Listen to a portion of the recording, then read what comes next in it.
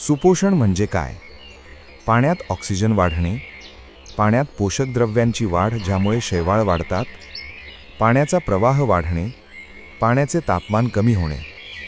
उत्तर आहे पाण्यात पोषक द्रव्यांची वाढ ज्यामुळे शैवाळ वाढतात. पिण्याच्या पाण्यात नायट्रेट्सचे जास्त प्रमाण कोणत्या आजाराशी संबंधित आहे?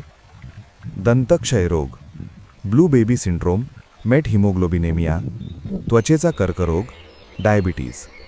उत्तर आहे ब्लू बेबी सिंड्रोम म्हणजेच मेट हिमोग्लोबिनेमिया.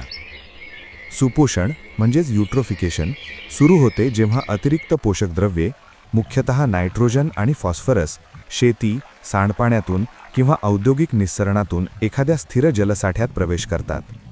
ही पोषक द्रव्ये खतासारखी काम करतात आणि जलस्रोतात शैवाळ आणि इतर प्राथमिक उत्पादकांची झपाट्याने वाढ घडवून आणतात. शैवाळ पृष्ठभागावर दाट थर तयार करतात, ज्यामुळे प्रकाश प्रवेश कमी होतो आणि तळातील वनस्पतींचे प्रकाश संश्लेषण कमी होते.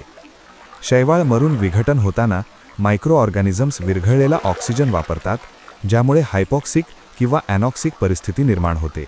परिणामी मासे आणि इतर जलीय जीव मोठ्या प्रमाणावर मरतात आणि मृत झोन तयार होतात. काही ॲल्गल ब्लूम्स सायनोबॅक्टेरियासारख्या विषारी प्रकारच्या असतात, जे मासे, पक्षी, पशु आणि मानवांसाठी थेट धोका निर्माण करतात. पिण्याच्या पाण्यातील नायट्रेट्सचे उच्च प्रमाण विशेषतः बाळांमध्ये मेट हिमोग्लोबिनेमियासारख्या आजारांशी संबंधित आहे आणि इतर आरोग्य समस्याही वाढवू शकते. आर्थिकदृष्ट्या सुपोषणामुळे मासेमारीचे उत्पादन कमी होते, पर्यटनावर परिणाम होतो आणि जलशुद्धीकरणाचा खर्च वाढतो. प्रभावित परिसंस्थांचे दीर्घकालीन पुनरुज्जीवन महाग आणि वेळखाऊ असते. प्रतिबंध आणि व्यवस्थापनासाठी स्रोतावर नियंत्रण आवश्यक आहे.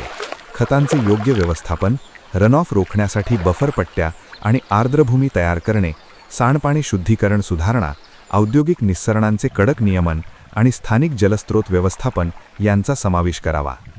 आधीच प्रभावित असलेल्या जलस्रोतांमध्ये एरेशन, तलावातील सेडिमेंट काढणे आणि जैविक हस्तक्षेप यांसारखे लक्षित पुनरुज्जीवन उपाय उपयोगी पडू शकतात, परंतु हे उपाय महाग आणि हळूहळू परिणामकारक ठरतात. म्हणून प्रतिबंध अधिक किफायतशीर आहे.